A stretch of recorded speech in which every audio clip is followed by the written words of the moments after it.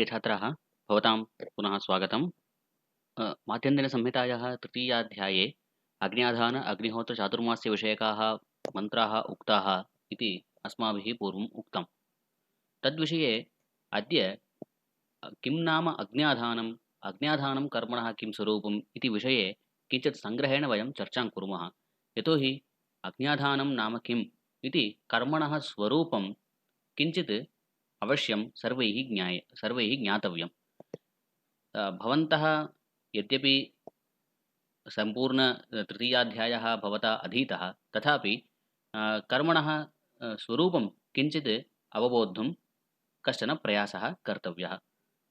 तस्मिन् प्रयासे किञ्चिदिदं वच्मि। किं नाम अज्ञाधानम् इति।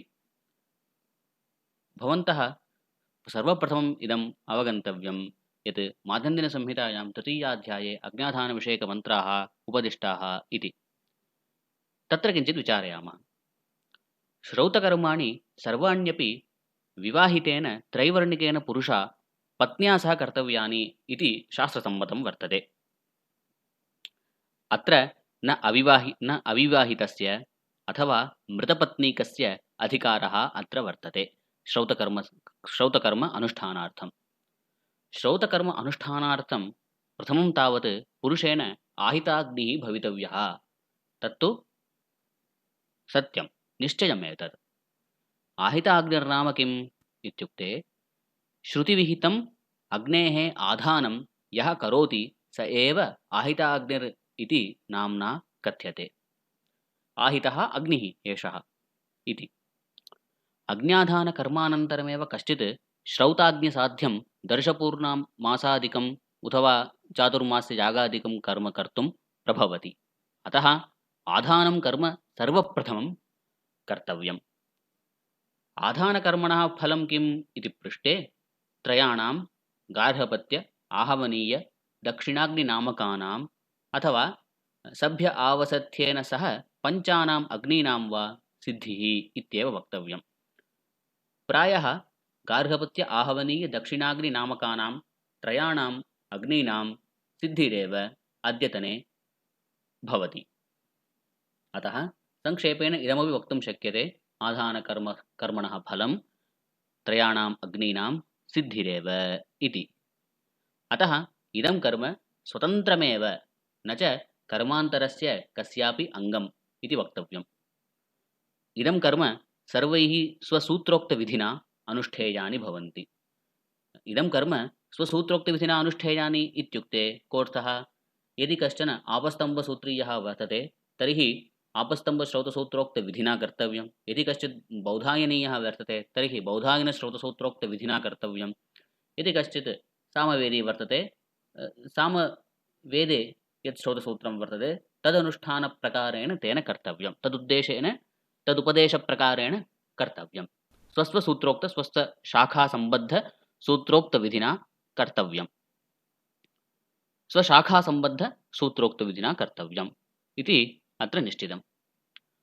अग्न्याधानम् इति शब्दस्य को अर्थः इति पृष्टे अग्नीनाम् आधानं स्थापनमेव अग्न्याधानम् इति उच्यते। अग्नीनाम् आधानम् इत्यस्य अर्थः स्थापनम् इति, अर्थात् अग्नीनां स्थापनं। केषाम् अग्नीनां? पूर्वमुक्तं किल, गार्हपत्य आहवनीय दक्षिणाग्निनामकानां त्रयाणाम् अग्नीनां स्थापनम् आधानमेव अग्न्याधानम् इति उच्यते। इदम् आधानाख्यं कर्म त्रिविधं भवति। त्रिविधप्रकारैः कर्म इदम् अनुष्ठातुं शक्यते। तच्च किं? होमपूर्वक आधानम्, इष्टिपूर्वक आधानं, सोमपूर्वक आधानम् इति। किं? होम, इष्टि, सोमपूर्वक इति त्रैविध्यम् अग्न्याधाने भवति। तत्र पश्यन्तु, होमपूर्वक आधानं नाम अग्निहोत्रहोमारम्भात् पूर्वं यदाधानं क्रियते तत् होमपूर्वक आधानम्। अर्थात् अग्न्याधानकर्मणः समनन्तरमेव अग्निहोत्रहोमस्य आरम्भः यदि कश्चित् करोति तदाधानं होमपूर्वक आधानम् इति कथ्यते। इष्टिपूर्वक आधानम् इत्युक्ते दर्शपूर्णमासेष्टेः आरम्भात् पूर्वं यदाधानं क्रियते तत् इष्टिपूर्वक आधानम्। अर्थात् अग्न्याधानकर्म समनन्तरमेव दर्शपूर्णमासेष्टेः आरम्भः यः करोति यजमानः तत् तादृशं कर्म तादृशम् आधानाख्यं कर्म इष्टिपूर्वक आधानम् इति कथ्यते। तथैव सोमपूर्वक आधानं सोमयागारम्भात् पूर्वं यदाधानं क्रियते तत् सोमपूर्वक आधानम् अर्थात् अग्न्याधानकर्म समनन्तरमेव इष्टि अग्निहोत्रादिं विना साक्षात् सोमयागार्थं यः स्वीकरोति व्रतः व्रतं स्वीकरोति संकल्पः स्वीकरोति तत् सोमपूर्वक आधानम् इति। अर्थात् आहत्य इत्थं वक्तव्यः अग्न्याधानकर्म समनन्तरमेव अग्निहोत्रकर्म कर्म समारम्भः अथवा आधानकर्मानन्तरं साक्षात् इष्टेः समारम्भः आधानकर्म समनन्तरमेव सोमयागस्य समारम्भः। सोमयागस्य समारम्भो नाम सोमयागकरणानन्तरं पुनः तेन अग्निहोत्रादिकम् अनुष्ठेयं किन्तु सर्वप्रथमं सः सोमयागस्य अनुष्ठानं करोति इति त्रैविध्यं वर्तते। यथा यजमानः इच्छति तद्वत् स्वीकर्तुं शक्यते। तदाधारीकृत्य त्रैविध्यम् इत्युक्तम्। करणे कोऽपि व्यत्यासः नास्ति, केवलं तदनन्तरसमनुष्ठाने एव व्यत्ययः भवति।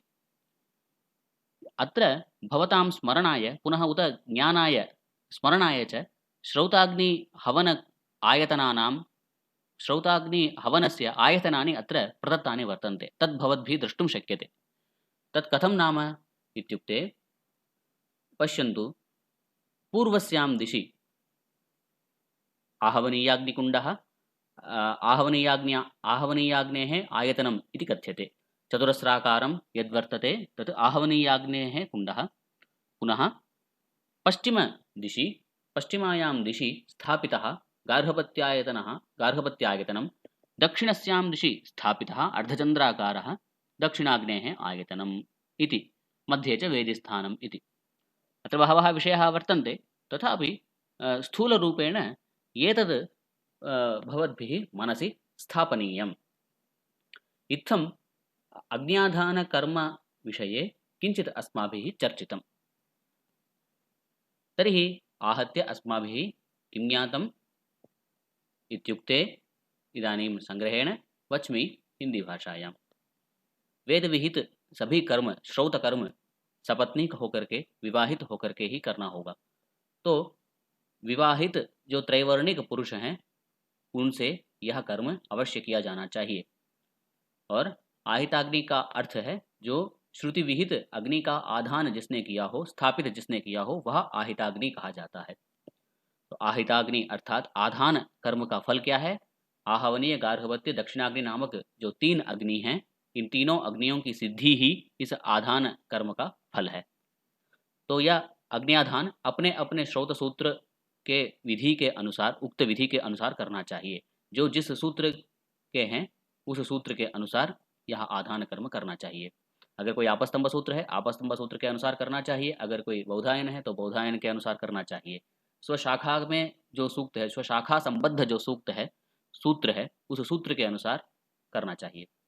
तो अग्न्याधान में त्रैविध्य मैंने कहा, होमपूर्वक, इष्टिपूर्वक और सोमपूर्वक।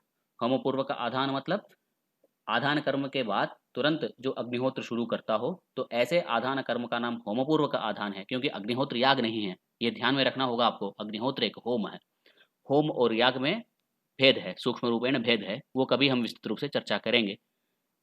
अभी इष्टिपूर्वक आधानम, इष्टिपूर्वक आधान का मतलब है आधान कर्म के तुरंत समानांतर ही अगले पौर्णमासी के दिन ही सोम दर्श पूर्णमासेष्टि का प्रारंभ जो करता हो, इस प्रकार के आधान कर्म को इष्टिपूर्वक आधान कहेंगे।